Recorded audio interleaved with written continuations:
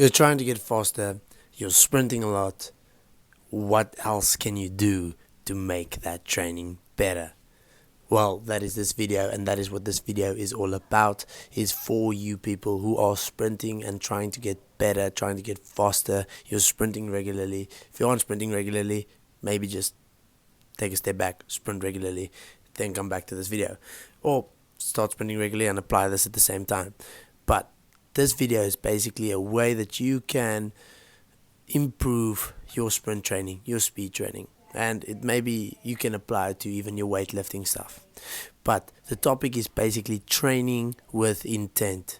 Training with intent leading to better outputs. Speed is a physical quality that we get through sprinting and through running fast. But those type of things are high outputs. We need to run at 100% or really, really close to 100% each time. So it's a high output to get faster. That is what we need. And to do that, you need intent. So if you're training people, training youth, and you want to get them faster, the same applies. You need them to sprint with intent. If their sprints look like 60%, it probably is 60%. Your coach's eye probably usually doesn't lie to you. When I personally started training youth athletes first and started doing sprinting, I noticed a lot of people struggle to sprint, really truly sprint, give everything, when we just tell them run from point A to point B as fast as possible. So how do you create intent? Well, to be honest, it's an extremely simple concept, and you just create it by putting something extra with their sprint. What can that something extra be? Well, creating intent could be sprinting with someone. So sprinting with someone, for me, that's an amazing thing. I usually sprint against my brother.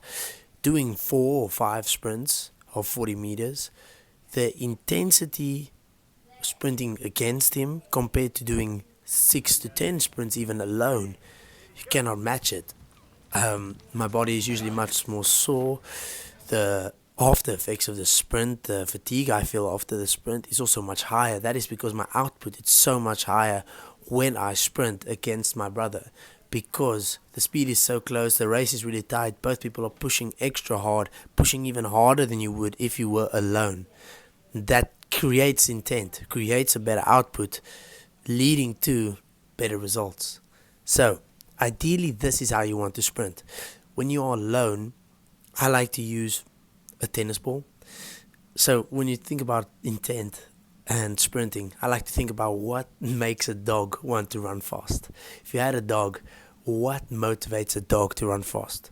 Well, first, you get to chase your dog usually. Usually they like that, if you chase them. And secondly, you throw a ball.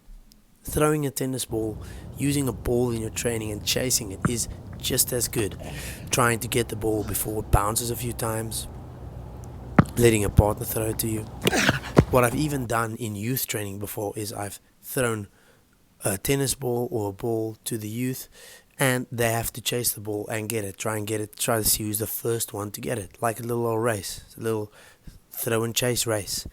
Very simple, but the intent that you get out of it is so much more. The intent that the kids put in their sprint is so much higher, and therefore our outputs are so much higher, and therefore our session is so much more effective in getting faster.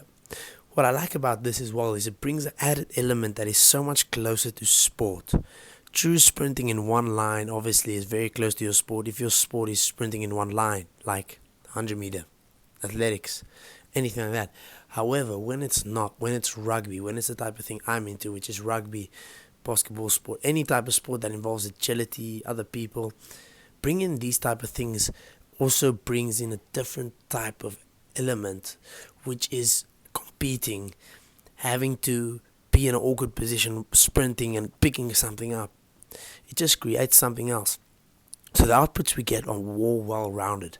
So something as simple as that creates so much more intent with our players, with ourselves even, and it gets you to run faster, and it also brings added element into picking up. If you want to see a better, more in-depth post about this, the topic leans more towards in-game, or my Instagram, I have a few posts about it as well where I speak about it.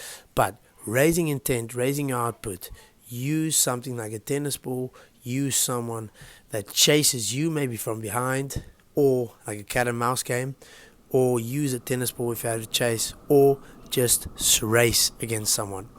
This is how you increase intent. And a lot of people probably think, well, how much can that really help? Well, in the long run, the intent and the outputs that you do in your sprint is the most important. With sprinting, there is no tip that could single-handedly make you faster in a week. I bet you a lot of money there is no tip that can make you faster. I'm going to repeat that for people who want to get faster. There is no universal tip that everyone can follow that will make them faster in a few weeks. That is not how sprinting and working for speed works. It takes years to develop, but something small like this every now and again. You won't always have a partner, you won't always have someone to throw a ball, but something small like this is just enough to add a bit of variety to your sprinting, add a bit of fun, add a bit of extra intent, therefore leading to higher outputs and increasing the effectiveness of your speed training. Thank you for looking at the video.